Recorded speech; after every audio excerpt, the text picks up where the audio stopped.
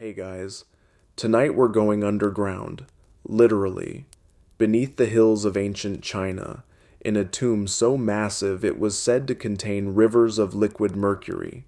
You're about to live out your final days, as one of the unlucky souls trapped inside the first emperor's afterlife fantasy. Dust clouds cling to your tunic. The clatter of iron-bound sandals and ox cart wheels drums against the baked earth. You're in a forced procession, shoulder to shoulder with peasants, prisoners, craftsmen, and debtors, marching toward Xianyang. No one speaks. It's not that anyone forbids it. It's just that there's nothing left to say. You've been taken from your village without ceremony. One moment, you were patching a roof. The next, your name was called, and you were marched out like firewood. They told you the state needed hands, not citizens. Your feet blister on the gravel road as imperial banners flutter in the distance. The Qin Empire is young, but its ambitions are old. The first emperor has unified the warring states, standardized coins, weights, even script, but his obsession now lies underground. You're heading straight into it. As the capital draws near, you start to notice the strangeness. The roads widen and harden into rammed earth. Watchtowers pierce the horizon like needles. The air thickens with the scent of hot bronze and old sweat. Xianyang itself is a city of clamor and dust, but you don't get to see much. You're immediately herded off to a massive compound at the city's edge, one of many labor camps built around the emperor's tomb complex. From here, you can see the artificial mound rising like a wounded mountain. You think, absurdly, of a termite hill made by giants. The tomb has been under construction for years already. They say, tens of thousands have come and gone. Some just gone. You're assigned a number, not a name. You don't like the sound of that. They throw you a straw mat, a chipped bowl, and a spot in a shack with 30 other men. You try not to breathe too deeply. The mold smells like regret. Night is when the real quiet hits. You lie awake and listen. Someone coughs. Someone else mutters about seeing lights inside the hill. Someone else doesn't stir at all. You dream of your family but wake up with your face in dirt. Morning comes fast and harsh. A gong sounds. A stick wraps your ankle. You rise. You shuffle. You eat something warm and gray. Then begins the march to the mound. The air gets colder near the hill. Or maybe it's your nerves. You pass teams of men dragging massive timbers, ropes cutting into their palms. Oxen strain against sledges loaded with bronze. Women and children sort stones by color, by size, by destiny. You ask someone what they're doing. Building the afterlife, he says. Then he spits. And we won't be invited. It's hard to describe the scale. The earth has been hollowed like bread. Trenches run so deep you can't see the bottom. You're told the emperor wants not just a tomb, but an empire buried with him. A replica world, a controlled one. Every part of it must be exact. That includes you. You start to notice the hierarchy among workers. Stonecutters, with leather aprons, walk straighter than mud haulers. Engineers with scrolls are allowed to frown. You're told to stand like bamboo, to speak only when ordered, and to never, never look an overseer in the eye unless you want to be replaced. By replaced, they mean discarded. You overhear that some of the original architects are already sealed in, entombed beside their blueprints. Historians still argue whether this was loyalty or insurance. You suspect it's neither. One night, someone tries to sneak away. You hear shouting, then nothing. In the morning, His mat is gone. So is his number. Still, the work continues. Always forward. Always down. You shovel clay. You pack dirt. You build a grave for someone else's eternity. Sometimes you wonder, does the emperor believe he will really rule after death? Or does he just want to make sure no one else does? You never say that out loud, of course. Instead, you keep your head low. You memorize the steps from your barracks to the worksite. You watch the sunset dip behind scaffoldings and wonder if that was the last free one you'll ever see. So, before you get comfortable, take a moment to like the video and subscribe, but only if you genuinely enjoy what I do here. And hey, let me know where you're listening from and what time it is. I love seeing those check-ins from all over the world. Now, dim the lights. Maybe turn on a fan for that soft background hum, and let's ease into tonight's journey together. You're about to go deeper, much deeper. The mound looms larger now. It's not just a hill, it's a universe in progress, and you're orbiting closer each day. The tomb site stretches so wide, it swallows the horizon. Trenches and pits slice across the land like veins, and bamboo scaffolding climbs the sky in rickety defiance of gravity. You squint against the sun. From a ridge, you glimpse a massive rectangular pit filled with rows of statues. They look human, almost too human. Motionless figures, hundreds of them, all facing east. Warriors. And that's not even the central tomb chamber. That, you're told, lies somewhere beneath the hill itself, sealed off, whispered about, and crawling with the Emperor's most loyal engineers. Your foreman gestures you forward. Today's the day you finally enter the perimeter. A guard waves you past, then thwacks your calf with a bamboo stick when you glance the wrong direction. The rules are simple. No questions. No wandering. No hesitations. Just shovel. Carry. Repeat. The air near the mound is different. Cooler, but not fresh. Damp, but not clean. The scent of packed soil mixes with old smoke and something faintly metallic. Mercury, maybe, though you try not to imagine it. You trudge along a wooden catwalk laid over an open trench. Beneath you, teams of workers kneel beside a row of terracotta torsos. A man with soot on his face yells for more binding clay. Another carefully affixes an ear to a headless statue, tongue poking out in concentration. Your job today? Sand hauling. Simple enough, right? But the buckets are heavy, the incline steep, and your feet slide in the red mud like cooked cabbage leaves. You pass giant bronze cauldrons cooling in the shade. Later, these will be filled with lacquer and pigment for the statues, proof the first emperor wants not just soldiers, but full-color glory in the dark. That's the strangest part. No detail is spared.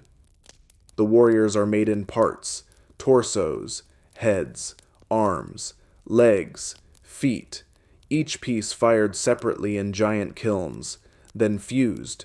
It's not quick work, but the obsession with precision is religious. Every figure must face the same way. Every stance must be correct. If a toe points wrong, it's smashed and remade. And then there are the faces. You finally get a close look when you stop for water. Rows upon rows of statues stare silently ahead. None of them look alike. Some have thin lips, others wide noses, scars, top knots, mustaches, shaved heads, wrinkles, dimples, cheekbones as sharp as knives. It's unsettling.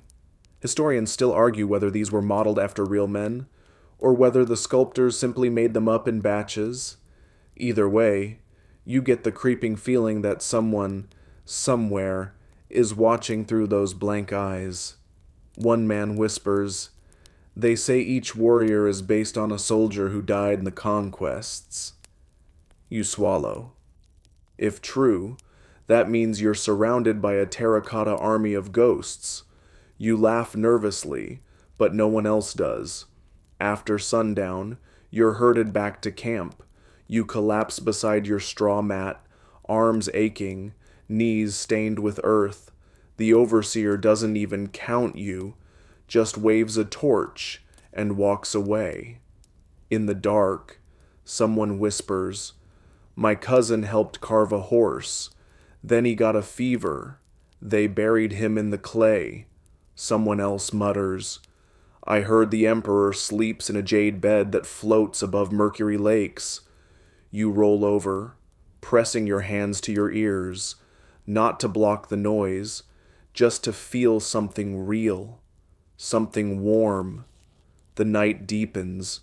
In your sleep, you dream you're one of them, a statue, upright, unblinking, buried in rank and file for all eternity.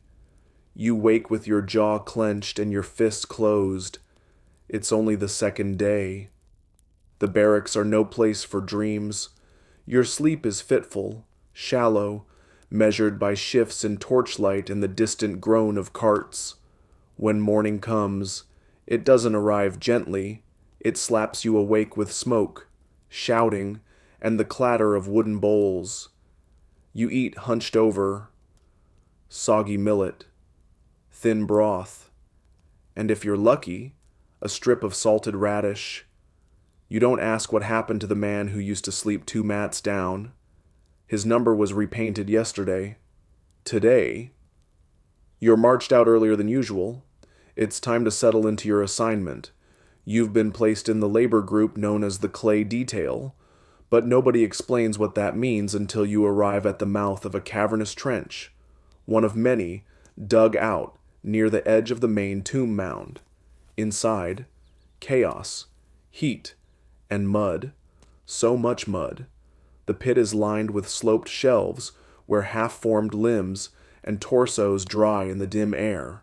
Clay sculptors in stiffened robes work in eerie silence, molding faces with blunt tools and bare thumbs. You're handed a wooden mold, left foot, standard infantry, and a paddle. That's your job. Feet. Thousands and thousands of feet. You pack wet clay into the form, pat it flat, scrape off the excess. Then, you carefully slide it out and place it on a plank. Repeat. Over and over. For hours. You think it's simple? Then you discover how often they crack. Too wet? It caves in. Too dry? It splits. Someone nearby breaks 5 in a row. He gets reassigned to latrine duty, which apparently involves more than just cleaning. You don't ask. The clay comes from a riverbed nearby, grayish-brown, with a slick, silty feel that clings to your fingernails long after you scrub. You'll smell like riverbank for the rest of your life, which, judging by the mood in here, may not be long. Still, there are odd comforts. The sculptors aren't unkind. They mutter jokes to one another. One has a clever tune he hums, something about a rooster who steals a magistrate's hat. Another always carries a clay pipe in his robe, though no one's seen him light it. You learn more from eavesdropping than instruction. They talk of other teams, those building the bronze chariots, the ones carving real horsehair into terracotta tails. Apparently, even the horses get rank insignias. Someone else mentions the hair binders. Yes, hair. The figures have braids, buns, and top knots that must match military divisions. Historians now know each statue has coded markings, but to you, it just looks like madness. Still, it's strange work. Meditative, in its own warped way. You find yourself counting in your head. Press, lift, scrape, stack. Your hands grow calloused. Your back knots into strange angles. But you're no longer thinking of home. That worries you a little. During a midday break, you sit with your bowl of water and watch a row of completed statues being hoisted upright. They tower above the pit, at least half a head taller than any man you know. Made bigger on purpose, someone says, so they'll look stronger than real soldiers. You nod, then ask, why bother, if it's just for the dead? The man shrugs. He wants to rule forever, even down there. Silence, then a laugh, dry and bitter. Down there's going to need a tax collector. Then, you laugh too, but not for long. By the day's end, you've formed over 80 feet. Your fingers are raw, your palms hot. You dream of nothing but muddy toes. As you drag yourself to the water trough, a boy, maybe 12 years old, offers you a cloth to wipe your hands. His eyes are quiet, too quiet. He says softly, "My uncle worked in the sealing chamber. He used to say the stars watched him." You ask, "What happened to him?" The boy stares. "He doesn't come home anymore." That night, when the lamps dim and the stars rise outside the barracks, you catch yourself glancing up. You wonder, not for the first time, how deep this rabbit hole goes. The next morning, you report back to the clay trench, expecting more feet, but the foreman waves you off with a grunt and gestures to a different pit. You've been reassigned. "Head detail," he mutters. You blink. That sounds like a promotion, until you see the place. It's darker here, deeper in the hillside, shaded by bamboo scaffolding and heavy canvas. The smell hits first, a mix of smoke, wet soil, and a faint sourness, lacquer maybe, or whatever's used to paint the statues once they're dry. Inside, rows of terracotta heads rest on narrow planks like severed dreams. Hundreds of them, each one looking in a slightly different direction. Your new supervisor is a woman. Sharp eyes. Streak of white in her hair, despite being no older than 30. She doesn't talk much, just hands you a toolkit and nods to a mound of half-formed skulls. You're not sculpting entire heads, of course. Just facial features. One team molds the basic form. Your task is to carve ears. Ears. Thousands of ears. Thick, flat, coiled, folded, some with notches, others with exaggerated lobes. You're told they must match the soldier's identity. Archers get slim ears, generals wider ones, cavalrymen slightly pointed at the tip. Don't ask why, the woman warns. Just copy. She's got a reference board, tiny sketches, models, real ears, probably once attached to prisoners. Historians still argue whether such ear codes were artistic whimsy or encoded signals to the spirits. You carve in silence, concentrating on every ridge and curve. After a few hours, the muscle memory kicks in. You wonder if your own ear is being replicated on some clay phantom without you even knowing. Sometimes the woman stops by, tilts a head, and chips it apart with a chisel. No explanation, just a mutter, "Not real enough." Other times, she murmurs weird things. Once, she whispers, "The Emperor wants their souls to recognize their bodies, so every part must match." You nod politely, though you're not sure whether to believe her or whether she's slept in the past week. You get used to the faces, not because they're comforting, quite the opposite, but you learn to stop looking at them too long. One has a grin too sly for someone made of mud. Another seems to follow you with his eyes. You try not to give them names. That's a dangerous habit.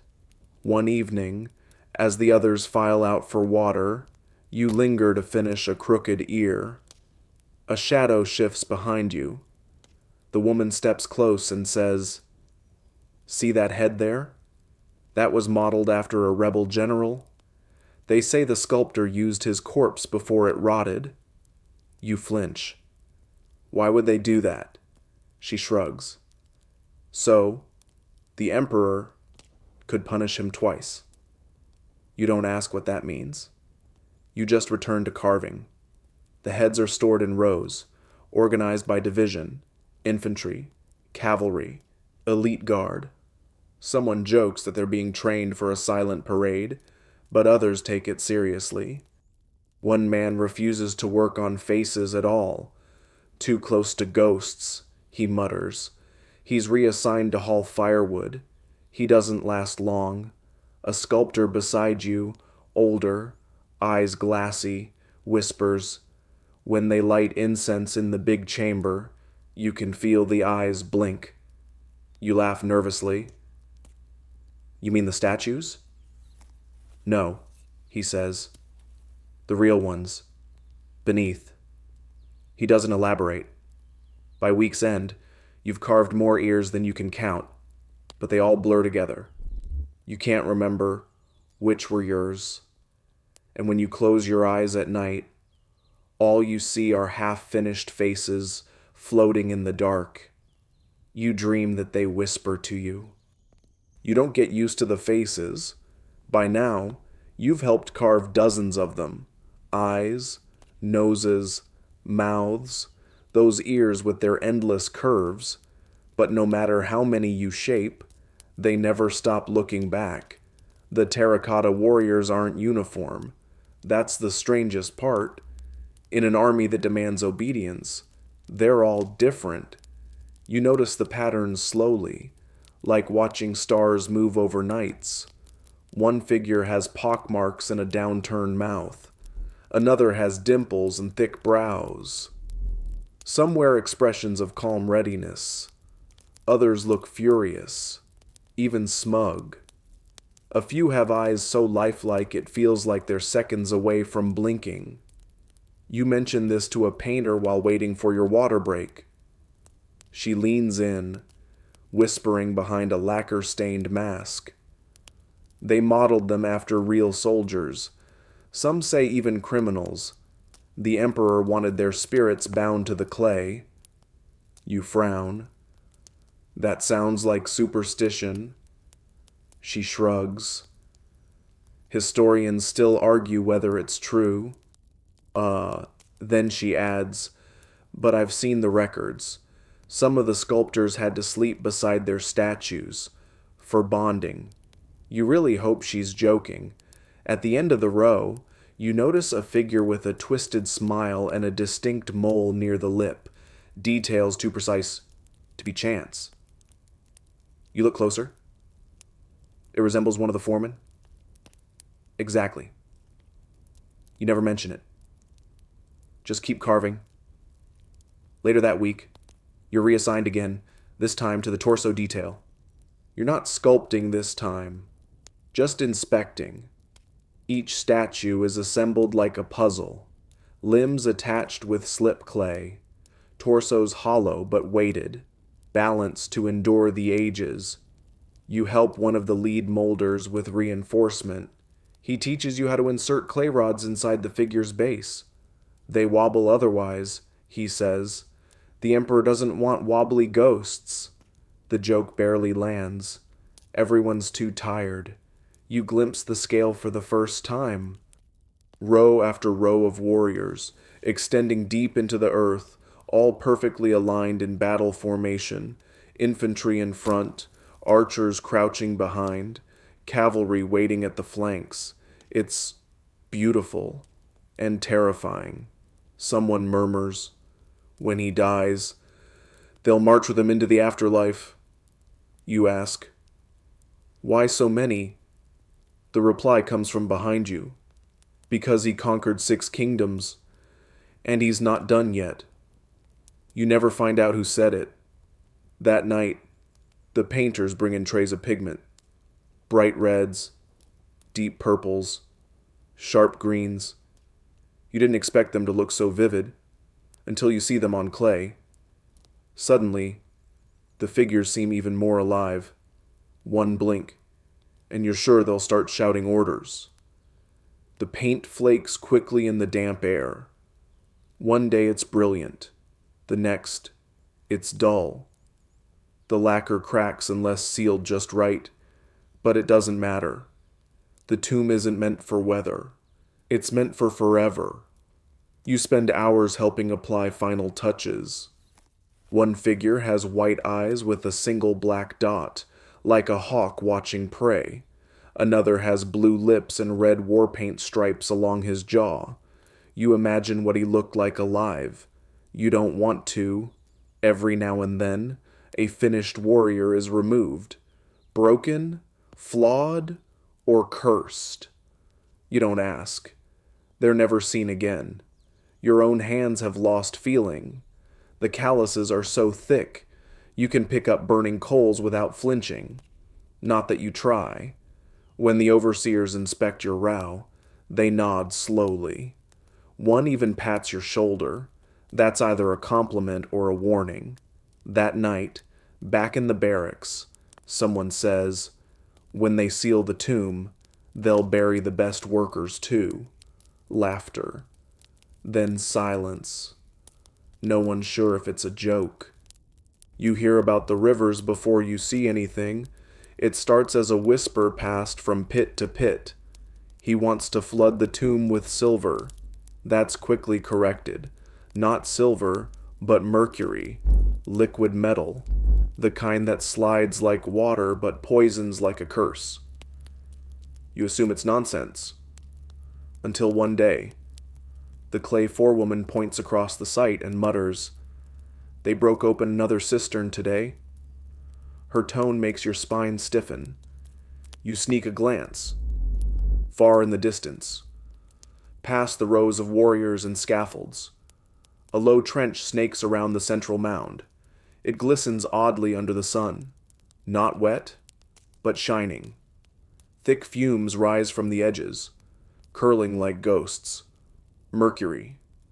The engineers are building canals, underground rivers, carved out with frightening precision. You overhear one of them explaining that the first emperor wants his afterlife realm to mirror his living one. Palaces, towers, constellations overhead, and flowing rivers to cross by boat. You'd be impressed if you weren't so scared. Later that day, the sculptors gather near one of the sealed chambers. You're there too, asked to help move clay carts. A man in a dark tunic gestures for silence. From behind the stone, you hear sloshing. Not water, not mud. Something thicker. They're testing the mercury channels. You ask the nearest worker, "Isn't it dangerous?" He doesn't answer. His lips are pale, and there's a scab on his nose that wasn't there yesterday. Mercury vapor. You realize it can rot the mind. One of the bricklayers tells you. They say they're using bronze boats. Boats that will float forever under fake stars. You ask where the boats are. He just grins and says, "Buried already." Historians still argue whether this part of the tomb actually contained functioning mercury rivers, or whether the idea was symbolic. But standing near the sealed trench, watching fumes curl upward in unnatural shapes, you think you know the answer. The palace beneath the mound isn't just an empty vault, it's a full city of death, designed to impress the gods, or maybe to keep them out. The tomb architects, dozens of them, have been working in silence for years. You glimpse them from time to time, clothed in fine silks, with fingers permanently stained black from ink and lacquer. Some walk with a limp, others never speak above a whisper. One evening, one of them sits beside you by the water trough. You think it's a mistake. He's far above your rank. But he looks at you and says, "The Emperor told us to make a map of the world. He wants the mountains shaped in jade, the rivers in mercury, and the sky painted on the ceiling with glowing gems." You blink. Glowing gems? He nods.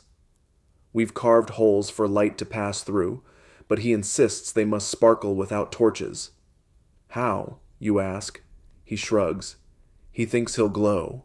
When he dies, he thinks he'll light the ceiling himself." You don't sleep that night. The more you hear, the clearer it becomes. The tomb isn't a grave. It's a delusion, a kingdom underground, a cage for time itself. But it's beautiful, in a terrifying way. You pass a chamber where teams polish bronze cranes, life-sized, feathered, proud. Another pit holds musicians, frozen mid-performance, instruments raised but forever silent. Each statue seems to exist in a moment, stolen from real life, trapped in clay like insects in amber. You realize something else. There's no audience. This afterlife was never meant to be seen, not by the living, and that means you, along with everyone else working inside, may not leave. You've learned to keep your head down, but they notice you anyway. It starts with a tap on your shoulder, then a name, not yours, not anymore, just a number, barked out by a stone-faced overseer. Clay worker, Group 6, you're needed for inspection duty. You're too tired to ask questions, too scared to refuse. You're led down a ramp into a deeper section of the tomb complex. The air changes. It's stiller here, thicker. Your footsteps echo on packed earth, muffled by layers of dust and the weight of silence. As you enter the chamber, you're met by the overseers. They wear black robes with crimson hems, their hair tied in exact loops, faces unreadable. One holds a tablet, another carries a whip, not leather, but bamboo, thin and barbed. They walk the rows of statues like generals, inspecting each one as if it were a real soldier about to be deployed. One stops at a figure and points. Nose is crooked. You're handed a chisel. The correction must be made immediately. You hesitate. It's barely crooked, barely noticeable, but that's not the point. The Emperor's army must be perfect, better than perfect. It must be eternal. You chip the nose, reshape, smooth, step back. You're sweating. The overseer nods once, then moves on. This happens again and again. Each warrior is scrutinized for flaws no human eye should care about. A thumb too thick, a kneecap too rounded, a hair bun that curves half a finger too far left. The penalties for mistakes aren't spoken aloud, but you notice the absence of certain workers the next morning. You keep fixing, keep nodding, keep your lips sealed. During a break, you find yourself beside a man who's been in this section for years, longer than most last. He's missing 3 fingers, his robes worn to threads. He tells you, perfection is a curse. Once you build something perfect, you can't let anyone leave who remembers how. You nod slowly. Why do you stay? He grins, toothless. Because I forgot what outside smells like. The overseers return. One carries a scroll, a sketch of a full chamber, perfectly laid out in grid lines. You recognize it. It's this very pit. But there's something strange. Your own row of statues is marked with an extra line. Sealed. You glance around. Some of the other workers have noticed too. They avoid your gaze. No one says anything. Back at the barracks, the mood shifts. People talk less. Move slower. You hear rumors that the central tomb is almost finished, that the emperor has already selected which workers will be honored to stay behind. By honored, they mean entombed. Historians still debate whether those buried inside were volunteers, sacrifices, or simply forgotten, but no one ever asks you what you want. One night, during a storm, someone shouts in their sleep, a name, then another. It's someone who vanished last week. The name echoes in the silence like a wound. The next day, you're called again. This time, not for inspection, for cleaning duty. A scaffolding has collapsed inside a chamber. You're told to bring rags, buckets, and stay silent. You follow the others. Down, down, down, into a pit where the light barely reaches. You see the damage first. Broken beams, scattered tools, a shattered statue. Then you see the man, crushed. They don't let you linger. Clean, quietly. You work quickly, hands trembling. The blood has soaked into the clay. No one says his name? No one dares?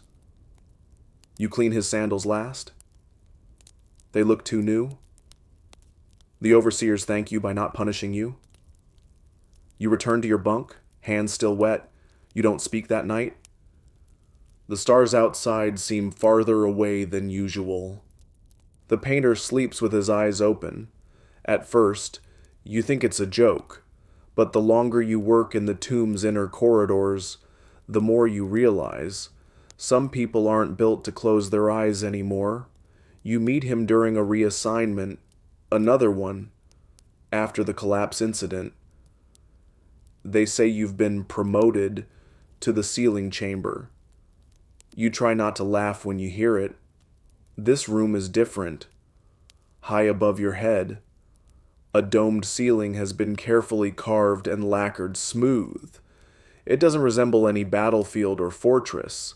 It resembles the sky, stars, constellations, lunar paths. It's breathtaking and terrifying. You're here to assist the painters, who've been working in near silence for weeks, perhaps months. The lead artist, the one with the eyes that don't close, sits cross-legged on a wooden platform halfway to the ceiling. He doesn't acknowledge you when you arrive, just mutters, "Don't smudge, Orion." You glance up. There's Orion, though they don't call it that. Of course, it's known here as Shen, the divine hunter, his belt spanning 3 carefully inlaid jade stones. Your first job is holding the lantern steady, not too close, not too far. The lacquer can bubble with heat. The stars must shimmer, not flake. One worker explains that the ceiling represents the emperor's dominion over heaven itself. The constellations are fixed in the correct seasonal order, with precise cardinal orientation. North is that way? He points. Even underground. It has to be true. Another leans in. They say the emperor wants to wake each morning to the stars, even in death. You wonder whether that's madness or genius. Historians still argue both. As the days pass, you learn more about the star painters. They barely sleep. They speak in riddles. One hums celestial chants with words you've never heard. Another swears he can hear the stars breathing. You suspect the mercury fumes leaking from the nearby river channels have something to do with it. And yet, you start seeing things too. Shapes move when you're not looking. A faint glow shimmers in the lacquer after the lamps are out. You blink twice. Gone. One day, the lead painter finally speaks to you. You've got steady hands, he says. Want to try? Your heart pounds. You nod. He hands you a fine-tipped brush and guides your hand. Together, you paint a small, white dot. no larger than a sesame seed, just above the belt of the divine hunter. "It's a comet," he says. "The emperor saw it in a dream, so we give it to him. It's a beautiful, ridiculous detail. A star that doesn't belong, a celestial visitor, painted onto a ceiling no one alive is supposed to ever see again." You laugh. He doesn't. "You laugh," he says quietly, "but this will outlive empires." There's something in his voice, a mix of pride, sorrow, and deep exhaustion. That night, he sleeps sitting upright, mouth slightly open, eyes staring at nothing. Someone drapes a cloth over him. No one disturbs the dream. Later that week, a new directive arrives. All remaining ceiling work must be completed within 3 days. The emperor's coming to inspect it himself. That sends a chill through the camp. He's not supposed to come this deep. But when the first emperor wants something, even the stars shift. Preparations begin. Incense burned. Floors swept. Guards double. Painters wiped each dot with a cloth soaked in unknown oil that smells like crushed plum pits and vinegar. One painter whispers, "If he doesn't like it, they'll seal this room with us inside." You nod. No one argues. He arrives without warning. There's no fanfare, no shouted orders, just a sudden, crushing silence that ripples through the complex like a stone dropped in still water. The first emperor of Qin has entered the tomb. You don't see him at first. Only the reactions. Workers, pressed flat to the walls. Overseers snapping to rigid attention. The star painters fumbling to hide their lacquer-stained hands. A man beside you mutters a curse and immediately bites his tongue. Then you hear the footsteps. Measured. Heavy. Too clean for someone who's walked these dusty tunnels. When you finally catch sight of him, it's through the lattice of bamboo scaffolding. He's shorter than you imagined, but not small. Broad shoulders, neck like a coiled rope, eyes that look through people rather than at them. No crown, just a dark robe, hemmed in gold, and a jade ring on each finger. He doesn't speak. His gaze sweeps the ceiling like a hawk's. One of the painters, still holding a brush, begins to tremble. A single bead of paint drips from his hand onto the floor. The emperor's eyes narrow. A sharp nod. One of the guards steps forward and drags the man away. No shouting. No protest. Just the quiet scuff of sandals and the sound of someone trying not to cry. You don't see that painter again. The emperor walks further in. You're close now, closer than anyone should be. You can see the fine embroidery on his sleeves, coiled dragons, one biting its own tail. You hold your breath. He passes within arm's reach. No one dares meet his gaze, not even the overseers. But someone does. It happens too fast. A young stonemason, barely older than a boy, glances up. Maybe it's an accident. Maybe curiosity. Maybe he just wanted to see the man everyone whispers about. The emperor stops. The chamber freezes. One of the jade ring fingers rises, points. That's all. The boy is pulled away so quickly he drops his mallet. It clatters across the floor, echoing like a drumbeat. You flinch. Later, someone says they heard a scream from the southern trench. Others say he was buried alive with his hands bound in waxed cloth. Historians still argue whether Qin Shi Huang's personal visits to the tomb ever truly happened, or if they were stories whispered to explain sudden disappearances. But you don't need books to know what you saw. You were there. The emperor walks to the center of the chamber. He looks up at the stars. Then he speaks. Where is the comet? Your blood goes cold. You painted that comet. A long pause. Then the lead painter, eyes wide, voice barely audible, points. There, my lord, above Shen's shoulder. The emperor studies it. Then, after what feels like an eternity, he gives the smallest nod. Good. That's all he says. And then, without a word, he turns and leaves. His footsteps vanish into the dark. You finally breathe. The room exhales around you. The painters sag like wilted flowers. One man kneels and presses his forehead to the floor, weeping silently. But no one else is taken. Not today. Back in the barracks, the story spreads like wildfire. You saw the emperor. You were in the same room. You painted a star he noticed. You should feel proud. You don't. That night, the stars on the real sky seem dimmer by comparison, and colder. The air is thicker now, not just from the smoke of daily cooking fires or the lacquer fumes clinging to your clothes. No, this heaviness is different. Something has changed. It begins with a sound, a groaning crackle deep within the hill, like the spine of the earth stretching after centuries of stillness.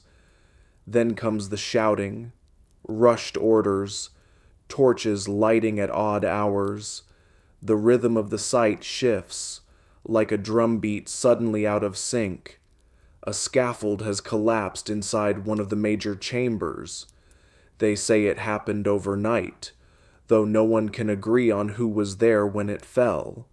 You are woken before dawn, and ordered to follow two men carrying bundles of rags and rope. You'll clean it, one grunts. Fast. You trudge along a tunnel you've never entered before, its walls tighter, its corners sharper, as if carved in haste. The air is cold and damp, the smell metallic and old. When you reach the collapsed chamber, you see the damage, a twisted mess of bamboo poles, lacquer-smeared ropes, and shattered scaffolding boards. At least two terracotta figures have toppled face first into the dirt. One is cracked clean through the torso. The other's hand is gone. But that's not what stops you. It's the leg. Human, not clay. It juts from beneath the boards, still wearing a thin boot. Dust clings to the fabric. The toes don't twitch. No one says a word. One of the overseers, the one with the limp, simply gestures toward it. Clean.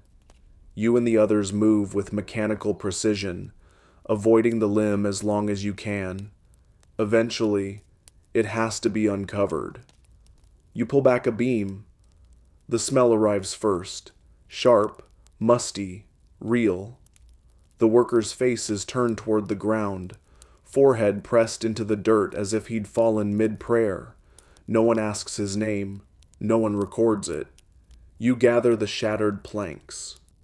You collect the broken pottery, careful not to mix it with the human pieces. You do not speak. You do not cry. When you leave, a fresh batch of bricks is being unloaded near the entrance. Someone asks why. Someone else shrugs. To reinforce the wall, they say.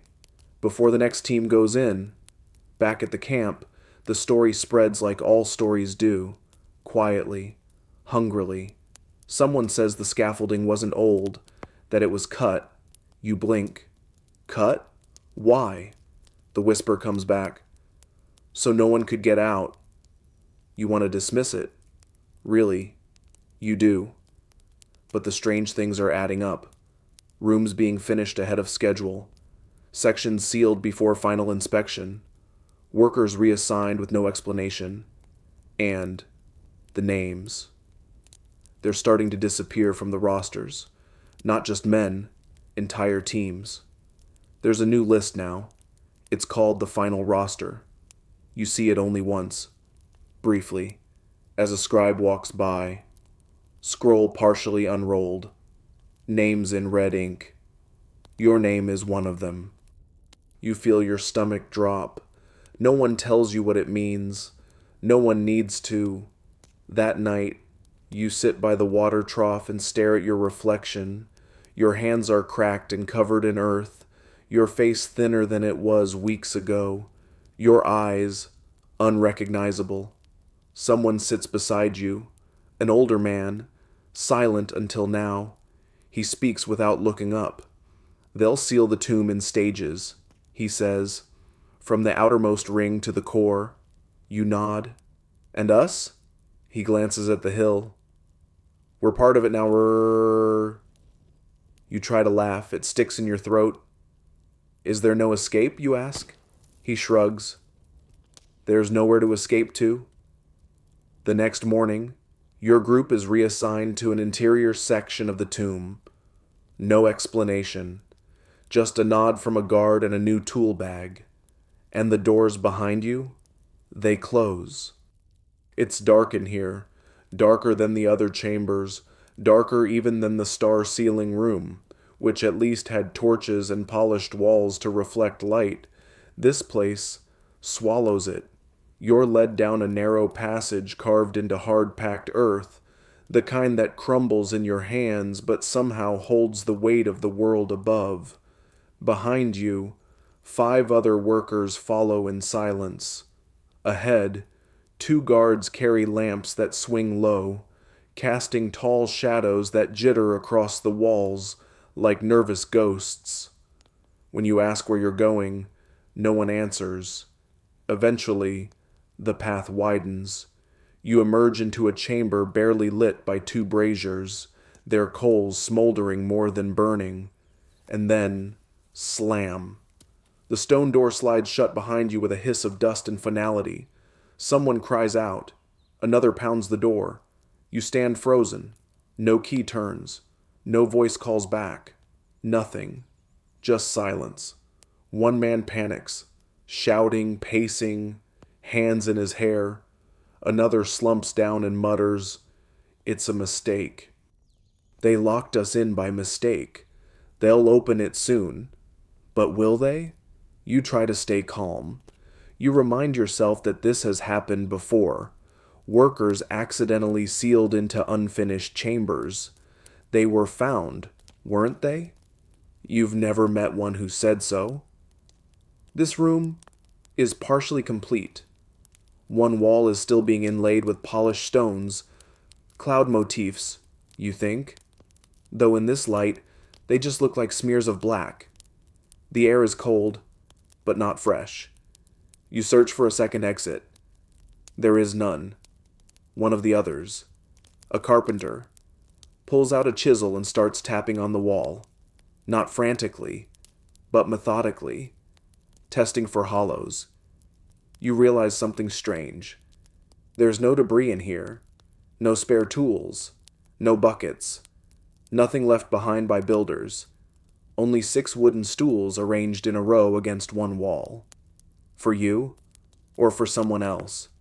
You sit, you breathe, you try not to cry. Time passes differently in the dark, could be hours, could be half a day. Eventually, someone speaks. There's no mistake. We're meant to be here. A chill moves down your spine. They've started sealing the outer rings. Another says, "I heard it. That echo, the dull thump, that was a ceiling collapsing on purpose." "No," the carpenter whispers. "It's not a collapse. It's a ritual, a closing." The room feels smaller now. Historians still debate whether entire teams were intentionally entombed as part of the ritual dedication of Qin Shi Huang's tomb. The official records are silent, but the rumors, they're louder than drums. You think about the boy who looked at the emperor, the painter who dripped lacquer, the ear you carved wrong and remade. You wonder what you've done to earn your seat in this room.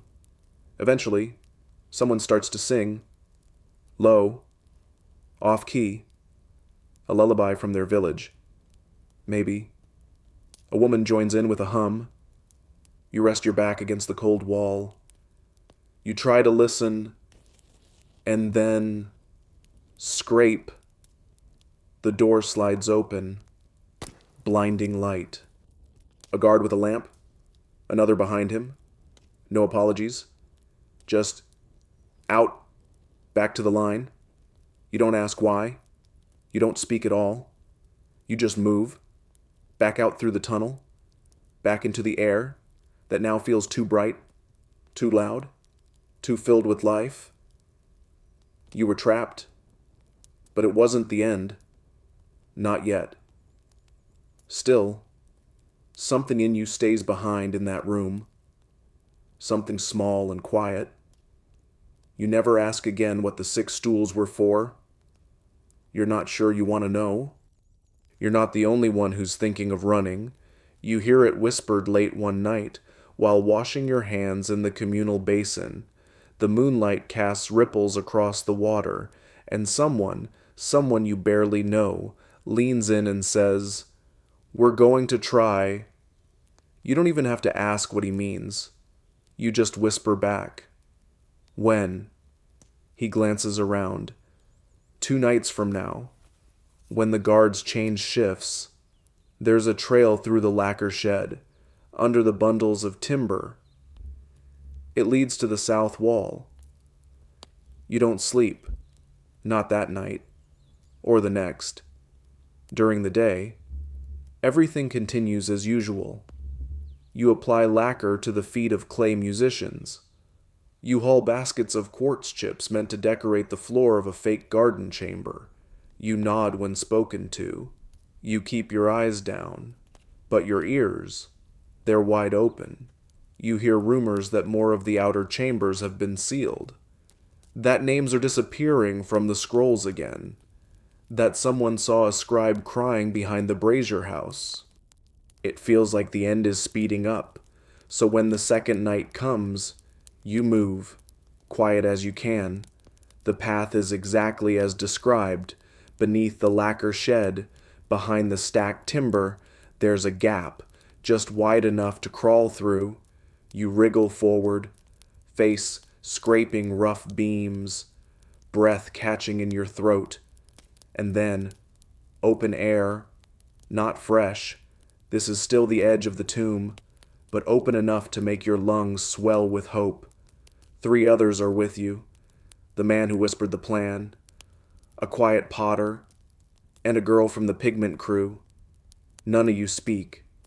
You creep past a pile of unused statues, rejects, maybe cracked faces, distorted limbs, one with a smile too wide and chipped teeth. You avert your gaze. The south wall isn't far. You can see the top of it now, just over a low rise of dirt. That's when the torchlight flares, shouts. You run, footsteps behind you, guards yelling. Someone screams, You don't look back. You don't even know if it's one of your group or a guard. You just run. You almost make it. A flash of motion to your right, then pain. A bamboo staff catches your ankle. You fall hard. Breath knocked out of you.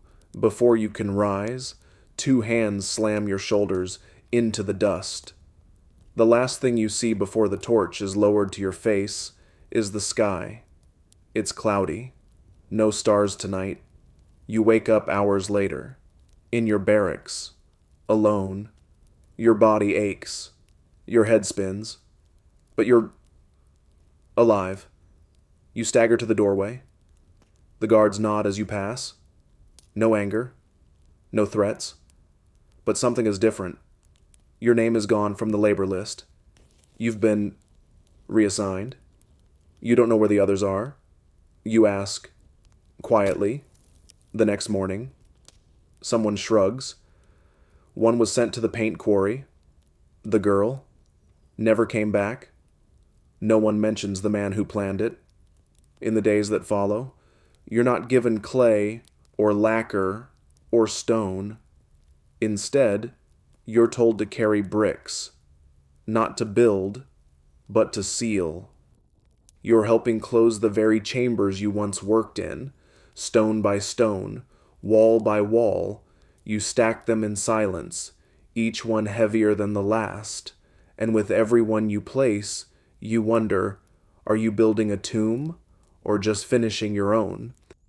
They tell you not to step anywhere without permission, and for once, it's not just to control you, it's to keep you alive. You've been transferred again, this time to a chamber so deep, so secretive, that the path to reach it is blocked by double guards, 4 checklists, and 2 men with long poles poking the ground in front of them, like blind monks navigating a trap-filled temple. You follow closely behind them, mimicking their steps as precisely as you can. Because this chamber, this is where they're testing the bronze traps. You'd thought that part was rumor. Tales whispered to scare lazy workers or amuse the masons at night. Spring-loaded crossbows hidden in the walls, triggered by footsteps, air currents, pressure plates. Why? You once asked. Someone replied, to stop tomb raiders. Another added, or maybe to stop ghosts from getting out. Now, standing in the long, narrow corridor with gleaming bronze glints embedded in the walls, you no longer doubt it.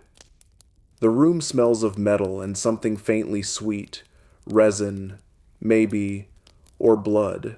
It's hard to tell anymore. A supervisor explains the rules. Step only where marked. Never touch the floor near the red stones. Do not speak unless asked. You're not building the traps. That job belongs to a team of engineers from the Emperor's personal retinue, men who wear double sashes and carry no tools but gestures. You're here to sweep. Yes, sweep.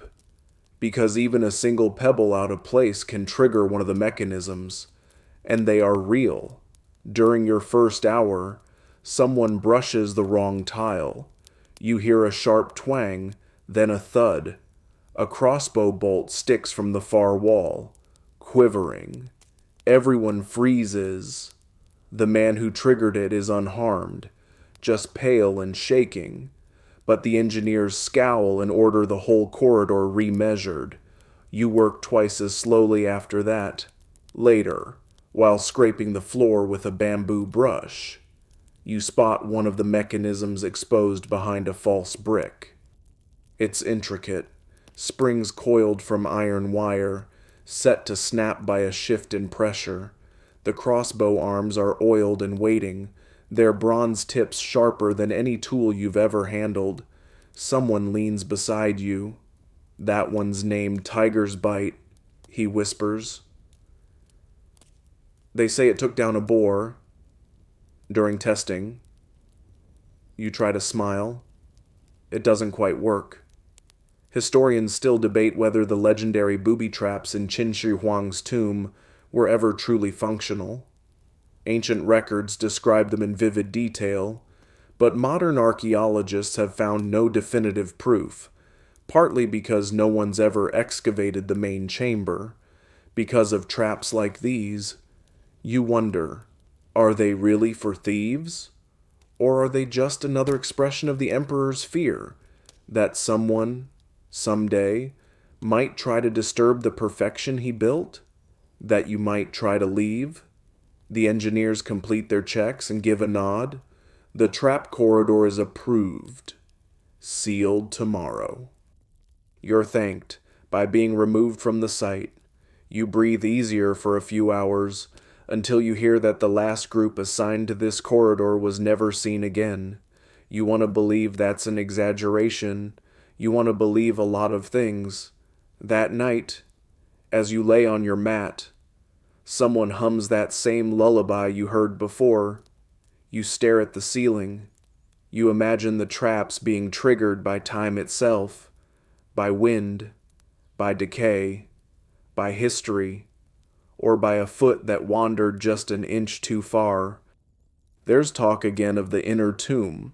You've always known there was a core to this madness, a sanctum behind the walls, beyond the warriors, past the chambers filled with dancers, cranes, and court musicians carved from clay, the emperor's real tomb, the place where he'll rest forever. And now, you're close, too close. You're called, along with a handful of others, to carry crates of lacquer tiles. Nothing unusual, nothing glamorous, just heavy boxes that clink when you set them down and leave dark smudges on your hands.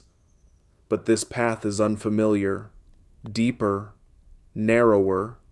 It curves gradually, descending in gentle spirals that make you dizzy after a while. The guards don't speak. One of your companions whispers. They say no one comes back from the central tomb. You try to laugh. It sticks in your throat. Eventually, the corridor opens into something vast. The ceiling is high, vaulted and painted black, dotted with tiny flecks of mica and quartz. Not just stars, galaxies, planets. Whirls of smoke made permanent in paint.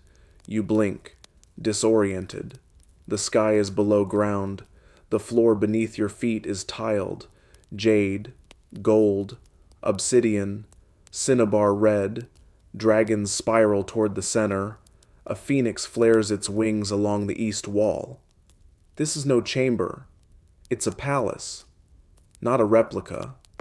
A full reconstruction of the emperor's residence. Buried in secret. Every column, every room, every canopy perfectly mirrored below ground. You don't even know how many crates you set down. You're too busy staring. It's beautiful. It's terrifying. It's too quiet. The guards eventually clap. You turn and leave. But just before exiting, you steal one last glance, and you see them. Figures, already in place.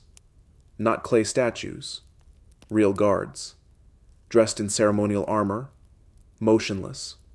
You think they're alive. You hope they're alive. No one else mentions them. Back at the barracks, you try to describe what you saw. No one believes you, or maybe they just don't want to. So you stay quiet. The next day, one of the overseers pulls you aside. You saw the inner room? You hesitate. Only to carry crates. He leans closer. What color were the tiles? Gold and green and blood red. He nods, says nothing more. From that day on, your assignments change. You're no longer sent to the outer pits. You don't sculpt or paint or sweep. You only move supplies, always toward the center. You start to recognize patterns in the workers you see there. Their faces are always familiar, always the same few, quiet, alert, never more than 20 or so. You wonder if you've joined a secret order or a trap. Historians still speculate about the layout of the emperor's tomb, with ancient texts describing rivers of mercury and ceiling constellations, but modern tools unable to penetrate the sealed mound without risking collapse or contamination. You could tell them, you've been there. You've walked the dragon floor, seen the armored guards, breathed the still air where no birds sing, no fires crackle, where nothing dares to live. You realize something else. You haven't seen the sky in over a week. No one said anything. It just happened, shift by shift, task by task. You've been swallowed. Now, you're underground, and you may never come out again. The voices change when the burial begins. Not the overseers. They're as sharp-tongued and silent-eyed as ever, but the workers, the ones still left, the ones like you. No one jokes anymore. No one sings. Even the man who used to hum the rooster song under his breath hasn't made a sound in 3 days. You can feel it. The shift. Everything slows down. like the tomb itself is exhaling, like a beast that's finally had its fill. Tasks are changing, not building now, preparing.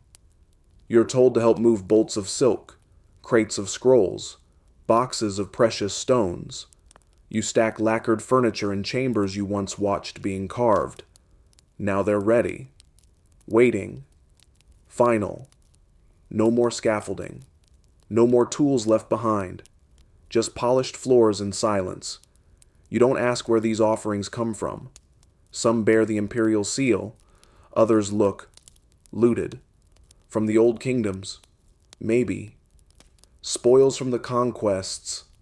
The emperor completed in life, and now intends to carry into death. The atmosphere is reverent but chilling. You begin seeing white robes, mourning clothes. The word spreads slowly. The emperor is ill. Some say he's already dead. Others say his spirit left his body days ago, and his physicians are just buying time. Historians still debate the timeline of Qin Shi Huang's death. Some records suggest it was kept secret for weeks, while officials scrambled to hide the news and prepare the burial. You're living that silence. One morning, a cart is wheeled into the central corridor, covered in black silk, pulled by oxen, escorted by 12 men in armor too ornate for laborers. No one says what's inside. No one needs to. That night, the guards double. The lamps burn longer, but no one sleeps.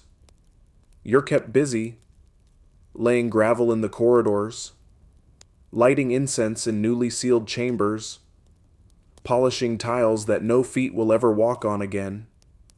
Then comes the strangest job yet.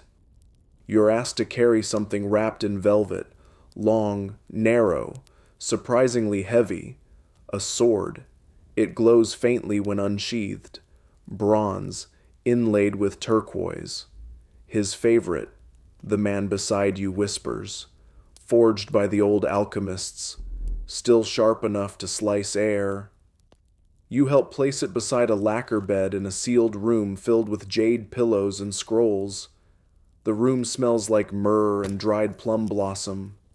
And just like that, it's locked. No fanfare, no ceremony, just a click. You wonder if anyone will ever open it again. There's talk now of a final list. The workers whose duty is to complete the burial. The ones who won't be leaving. You haven't seen the sun in 10 days? Maybe more. Time is mush. Meals blur. You dream with your eyes open. A boy approaches you. Small. Too young to be down here. He hands you a folded slip of paper and says, "From the scribe." It's a name list. Yours is circled. You ask, "What does it mean?" He shrugs. "They said you're steady." You fold the slip slowly. "Thank you," you say. The boy doesn't answer. He's already walking away. There's gold under your feet. It takes a moment to realize it. Your eyes are so used to the muted brown of packed earth, the red of lacquer, the dark green of oxidized bronze. But today, when you step into the final corridor, your sandals touch tile that glitters faintly. It's real. Gold leaf, pressed into dragons that curl and bite their own tails, stretching down a narrow hallway with no side doors. You're told not to speak, not even to breathe loudly. The man beside you is weeping, silently, steadily, as he places silver vessels along the edge of the floor. You do the same, hands shaking. It's not the weight, it's the meaning. You've seen beauty in this place before, but this is different. This is sacred. This is the inner palace, the very heart of the tomb, and no one who enters it is truly expected to leave. The walls are tiled with black jade. The air smells of cinnamon bark, frankincense, and something sharp. maybe mercury, maybe fear. The ceiling has no paintings. It's a dome of polished bronze so perfect you can see your reflection, warped and pale. At the center is a raised platform, a bed, not of wood or silk, but of stone, carved like a great cloud. There's a pillow, too, shaped from blue-white jade, cool to the touch. You don't dare approach it. One man does. He carries a box no larger than his chest. He walks carefully, both hands beneath it, eyes fixed forward. When he reaches the bed, he kneels, places the box on the jade pillow, bows, then retreats. No one opens the box, but you know what's inside, the emperor, or what's left of him. The tomb builders bow, one by one. You follow. Your knees hit gold tile. You think of the stars painted above the earlier chambers, the bronze traps you helped sweep around, the ears you carved, the statues you shaped, all of it leading to this. The emperor is home, but the work isn't done. Now come the closings. You are handed bricks and mud, no tools, no scaffold, just your hands. You work slowly, reverently. The first door is sealed behind you, then another, then another. Each time, the light gets dimmer, the air thinner. You're told to be proud. This is glory, says one of the overseers, to serve even after breath leaves the world. You glance at the others. No one looks proud. They look tired, hollow. There's a quiet ritual to the closing. One man lights a brazier. Another pours a small amount of wine on the ground. Someone recites a phrase, not quite prayer, not quite poem. Stone on stone, dust on dream. Let none disturb, let all remember.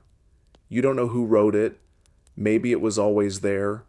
And then the last chamber closes. The sound of the final brick tapping into place echoes like a drumbeat inside your chest. There's still a corridor behind you, a way out, for now.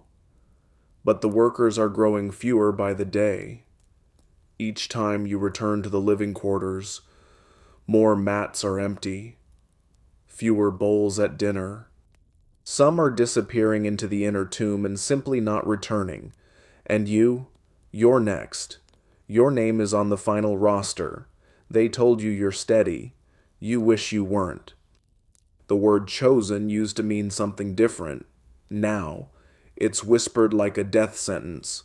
When your name appears on the final roster, no one congratulates you, no one pats your back, no one even looks you in the eye. They just lower their heads and walk faster. You're called at dawn. No bell, no gong, just a quiet voice. Get up, bring nothing. You follow, feet bare, heart thudding. There are 9 of you, all men, all familiar faces. You've worked beside them for weeks, even months. One carved the horsetails, one polished the chariots. One has been sweeping mercury fumes since before you arrived. Now you're all walking in a line, downward, deeper than ever before. You pass through the gold-tiled hallway again, past the sealed doors, now marked with red wax seals like scars on a memory. Eventually, you reach a narrow side chamber, not large, not ornate, no dragons, no phoenixes, just stone and silence. A man is already there, waiting, not a guard, not an overseer, a scribe. He holds a brush. He looks up. Do you accept the honor? He asks. No one answers. He nods as if you did, then begins to write your names, one by one, onto slips of bamboo. Each tag is tied to your wrist with a crimson thread. You want to ask what happens if you refuse, but your mouth won't open. You already know the answer. You're led to your stations, not to die, not yet, not officially. You're part of the final rites crew. Your job? Finish sealing the outermost ventilation shafts. You didn't know there were ventilation shafts. Turns out, they're hidden, built into the mound itself. Long, slanted tunnels that once carried fresh air from above down into the tomb. Now, they must be closed. You wedge bricks into the narrow openings, pack clay into the cracks, stamp each one with your palm to mark it as sealed. It's the slowest work you've ever done. Because with each brick, the air gets thinner, the light dimmer, the future shorter. One man hums as he works. It's the same lullaby you've heard before. Maybe the same man, maybe not. No one speaks. No one needs to. After the fifth shaft, a guard hands you a bowl of warm millet, a small jug of wine, your last meal. You realize. You try not to cry. You fail. The man beside you offers half his portion. You're young, he says. You'll last longer. You shake your head. So will you. He smiles, doesn't reply. You finish the last shaft near sunset, though you can't see the sky. Only the color of the dust has changed, turning gray and gold in the dying light.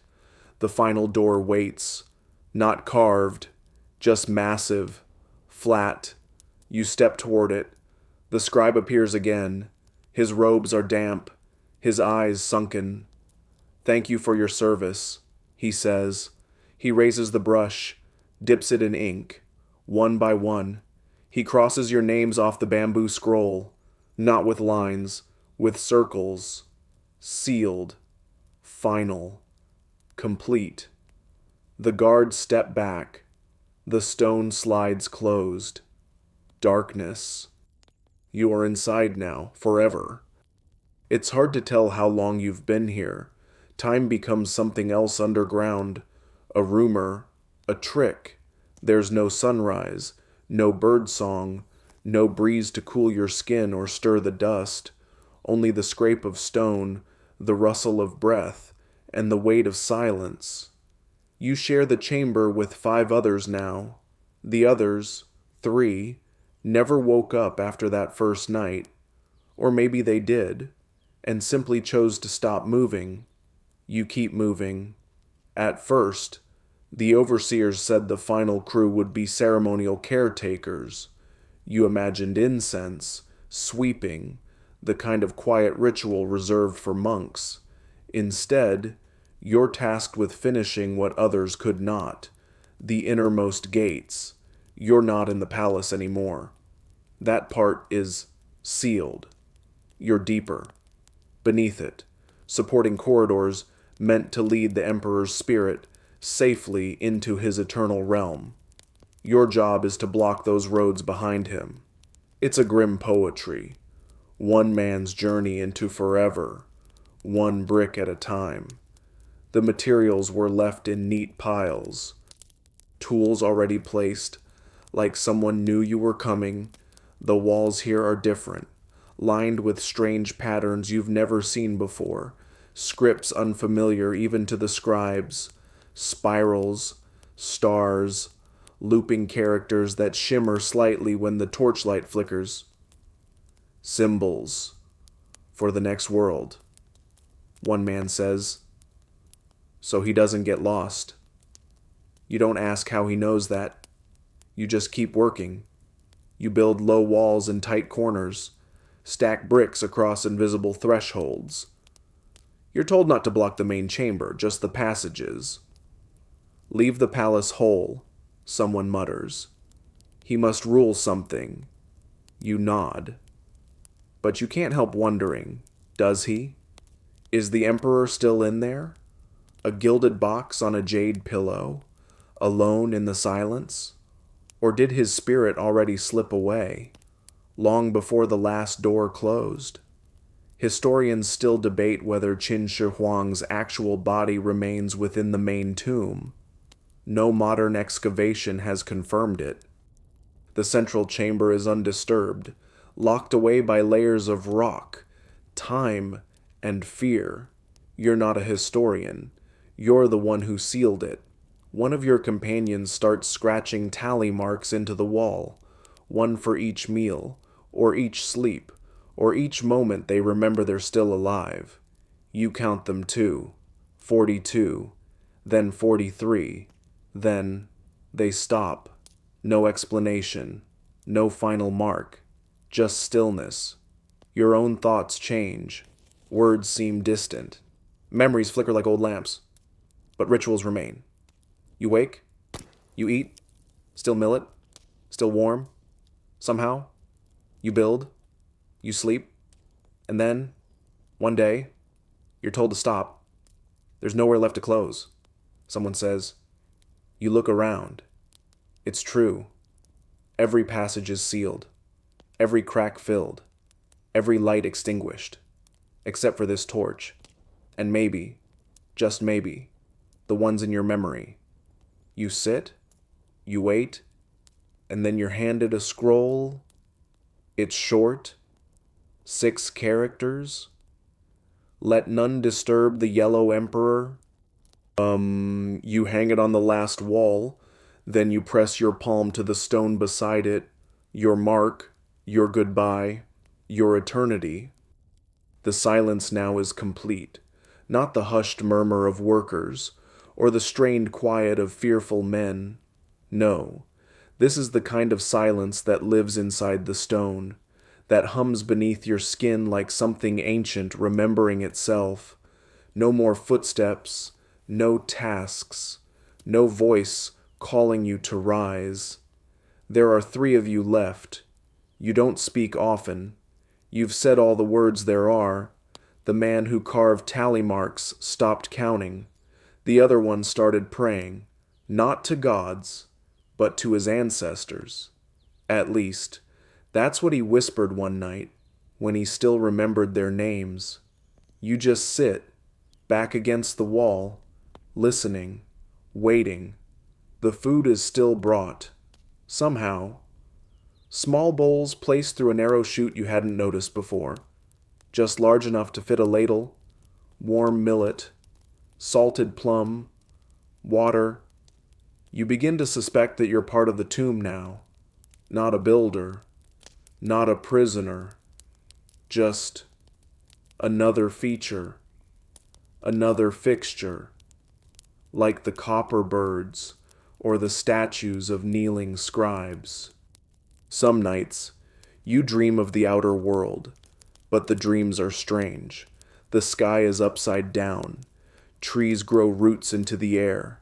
And always, in those dreams, there's a voice calling, not your name, but something older, something that sounds like stone settling. Then, one morning, if you can still call it that, you wake up, and the other 2 are gone. Their mats are still there, their bowls, untouched, no sound, no scent, just gone. You wait a day, then 2. You start talking aloud, just to keep your voice from forgetting how. You recite the things you remember, the name of your village, the smell of warm rice at dusk, the curve of the river where you learned to swim, the name of the girl who smiled at you once before the soldiers came. You write these things in the dust. They don't last, but you do. You do because someone has to. Because someone must remember that beneath the green hills of Xi'an, beneath the soil and centuries and myth, there was a man with sore hands and tired eyes, who once carved ears from clay and slept beside statues that would outlive gods.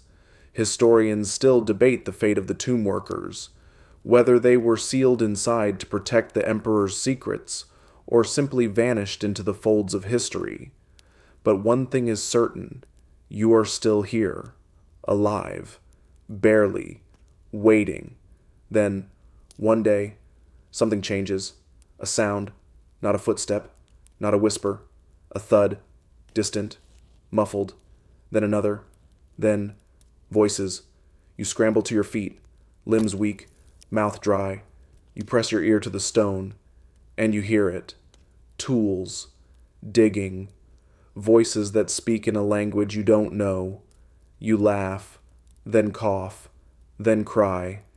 You're not sure what century it is, or what name the Emperor's land goes by now. But someone is up there. Someone is coming. Maybe not for you, but you'll be waiting. At first, you think it's another dream. You've had them before, hallucinations conjured by dust, hunger, and memory, dreams where the tomb splits open and sunlight spills down like molten gold, warm on your face, where voices call your name again, where your legs are strong and your hands clean, and someone says, "It's over. Come home." But this sound is real, different, rhythmic, dull, earthy, digging. The voices are strange, clipped, sharp consonants, not the language of your barracks, not the tongue of your overseers. You press your ear to the wall. It's cool, vibrating. You call out, hoarsely, desperately. No one answers. Then, silence again. The kind that bites. You sit back. Your legs have thinned to ropes. Your breath trembles. You hold your palm up to the faint light from the food chute, barely enough to cast a shadow anymore. You're not sure how long it's been. You stopped marking days a long time ago. And then another thud. Closer. It comes from above. Sharp tools against stone, then a pause, then more. You don't even think. You drag yourself to the far side of the chamber, to the seam in the wall where once, long ago, you delivered silk banners and bronze swords to a dead man's bedroom. There's dust falling now. It stings your eyes. And then, a crack of light, blinding, white, bright enough to tear your thoughts apart. You scream, though no sound comes. The wall begins to move, slowly, carefully, a wedge pulled loose by unseen hands. You see fingertips, gloves, then light again. Voices shout, strange, urgent. You don't understand the words, but you understand the tone. They're surprised. They're horrified. They found something they didn't expect. You. Your knees buckle. You don't fall. You're too tired to collapse. A figure steps forward, wrapped in cloth and plastic, goggles across their face. Another raises a camera. A third holds something beeping. They say something. The same phrase. Again and again. You shake your head. They lower their tools. One kneels, offers water. You take it. It tastes like metal and miracle. You are not the emperor. You are not a warrior. You are not a myth. You are the last breath of a vanished world. And now, someone is listening. Maybe they'll ask what it was like. Maybe they'll want to know your name. Maybe they'll dig too deep and regret it. You lean back against the stone, eyes fluttering. You want to speak, but the words drift away like ash. So instead, you whisper something soft, to no one in particular. Let none disturb, let all remember. The same phrase that closed the tomb. Now, maybe, it's opening. Let's slow things down now. You've been deep beneath the earth, moving brick by brick through corridors that never saw the sun.